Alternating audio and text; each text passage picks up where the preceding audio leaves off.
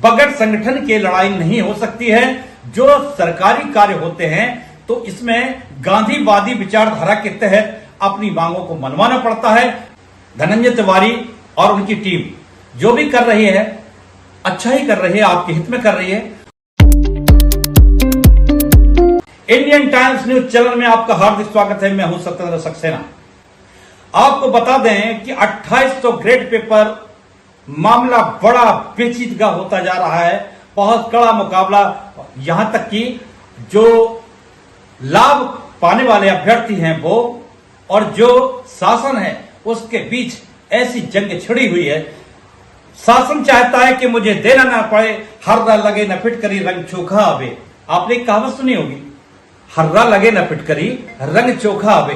शासन चाहता है कि कम पैसे लगें, हमें कंप्यूटर ऑपरेटर की नियुक्ति न करनी पड़े, उसके लिए एएनएम को तैयार कर दिया है।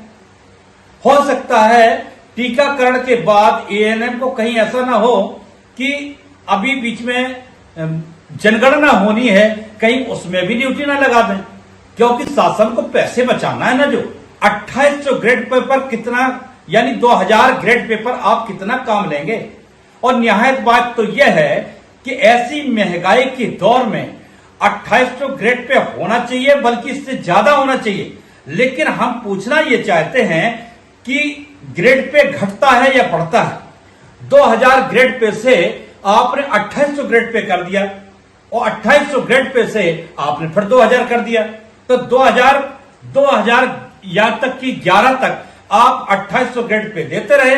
वो अचानक 2011 आया और आपने जो है 2800 ग्रेड पे देना बंद कर दिया। आपने पड़ोसी थाली को छिना लिया।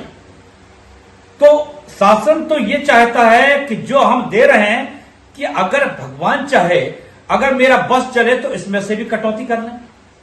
तो 2000 ग्रेड पे आपको जो मिल रहा है ये पर्याप्त नहीं है। तो चाहे कोई प्रशासनिक हो चाहे सत्ता पक्ष के हो तो बुरा जरूर लगेगा। चाहे वो सत्ता पक्ष का हो चाहे विपक्ष के नेता हो, उनको भी बुरा लगेगा। क्यों? इनकी पेंशन में कमी नहीं होना चाहिए, इनके टीएडीए में कमी नहीं होना चाहिए।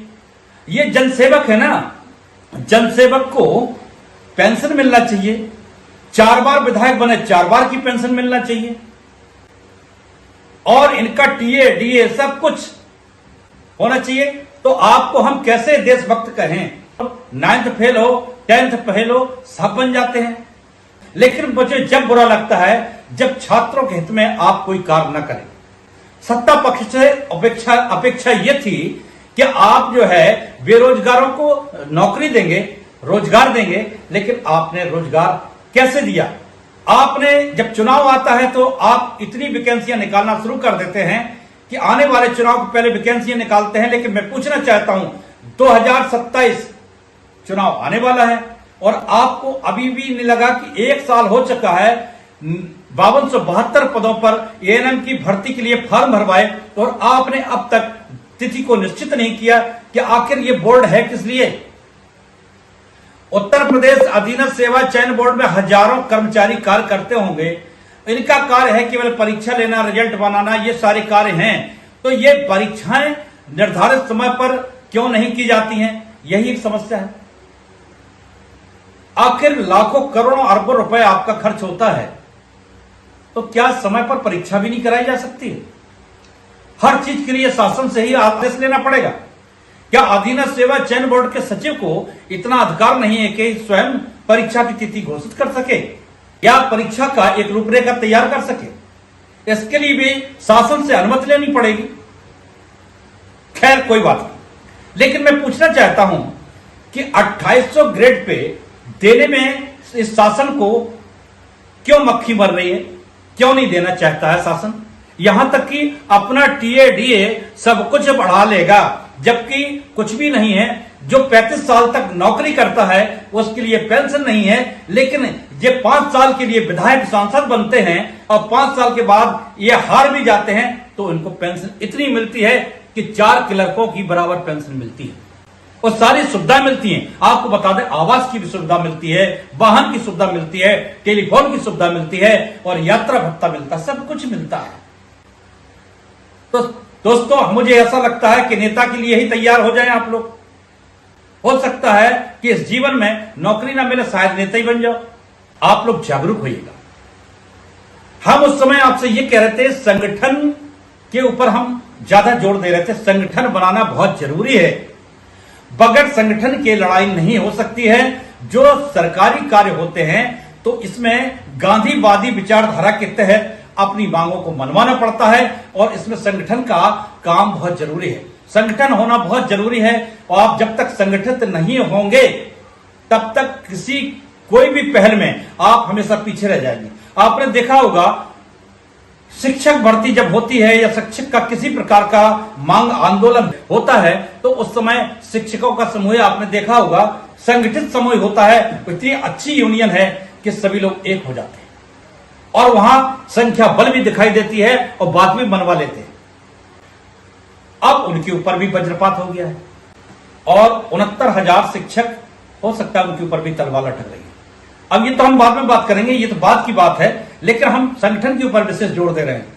अब किसी को अगर कमान दे दी जाए, चाहे वो धनंजय तिवारी हो या अन्य कोई हो, अगर वो आपके हित में कार्य कर रहा है, चाहे सभी ग्रुप के लोग क्यों ना हो, अन्य अलग ग्रुप बना लिए हैं, तो अध्यक्ष कोई भी हो, मैं चाहता हूं सब एक हो जाइए, एक बैनर तले आ जाइएगा, तो आपकी संगठन शक्ति बहुत जबरदस्त होगी। और 2800 ग्रेड पे के लिए आप अभी लड़ाई आपकी अधूरी है। आप भले ही मुकदमा जीत चुके हैं, सब कुछ हो गया है, आपको मिलने भी लगे, लेकिन आपको कुछ बदलाव करवाना है सूची में। जब तक सूची में बदलाव नहीं कराओगे तब तक आलम यही होता रहेगा। जो सरकारें आएंगी वो सरकारें अपना फायदा मुनाफा देखेगी और वैसे ही करता चला जाएगा। तो सूची में प्रावधान है बदलने के लिए धनंजय तिवारी और उनकी टीम जो भी कर रही है अच्छा ही कर रही है, आपके हित में कर रही है। और हम सभी भी जितने भी संगठन हैं उन संगठनों से हाथ जोड़ के प्रार्थना है, आप एक हो जाइएगा और एक ही बैनर तले अपनी लड़ाई को लड़िएगा। अगर उनका धनंजय तिवारी जी का कहना यह था, आप कहीं से भी मुकदमा करें, भाषा एक ही होना चाहिए और अपनी दलील एक ही होना चाहिए। कहीं ऐसा ना हो, उन्हें डर यह था कहीं ऐसा ना हो कि हम कुछ और दलील दे रहे हैं, आप कुछ और दलील दे रहे हैं और कमजोर दलील पर शासन प्रहार कर सकता है। इस कारण से 2800 ग्रेड पे के लिए उन्होंने कुछ एक ऑडियो वायरल की थी और ऑडियो सही भी थी, मैंने सुना है, स्वयं सुना है। तो हम आपसे यही कहना चाहते हैं कि 2800 ग्रेड पे के लिए आप लोग आगे बढ़िएगा और जो भी आप उचित समझें, हम किसी विशेष व्यक्ति के लिए नहीं कह सकते हैं, और अपने जो आपका हक है उसको लेने के लिए आप आगे बढ़ें। लेकिन सरकार से जो आपको काम सौंपे गए हैं, आप ठीक है आपने 2800 ग्रेड पे ले लिया है, लेकिन जो आपको सूची में जो नियमावली में संशोधन कराना है वो बहुत जरूरी है। उसके लिए आपको जंग करनी होगी, वहां एकता की पंचायत की जरूरत है। और मैं तो ये कहता हूं सभी राज्य स्तरीय यूनियन है, सबको एक हो जाना चाहिए। और देखिए 2 वर्ष का अभी मैंने कुछ तथ्यों से पता किया कि 2 वर्ष में आपकी परीक्षा काल पूरा हो जाता है उनके नियमानुसार। लेकिन मैंने एक बार समाचार में एक वीडियो देखना पिछले वीडियो में मैंने बोला था कि कभी हो सकता है गवर्नमेंट 2 वर्ष की जगह 3 वर्ष भी लगा दे आपके जो है परमानेंट यानी स्थायी रूप से करने हो सकता है। लेकिन आपकी जो अवधि 2 वर्ष की दी गई थी वो आपकी पूर्ण हो चुकी है, इसलिए मैंने आपको हरी झंडी दी है कि अपना कार्य कीजिएगा। और हमने शुभकामनाएं इस बात पर दी थी कि आप सफल हों, यही मेरी कामना है और सफलता आपके कदम चूमेगी, आप सफल रहें। लेकिन अगर संगठन में शामिल नहीं हुए तो बहुत कुछ शोषण होता रहेगा, आप सहते रहेंगे और आप किसी से कुछ कह भी नहीं पाएंगे।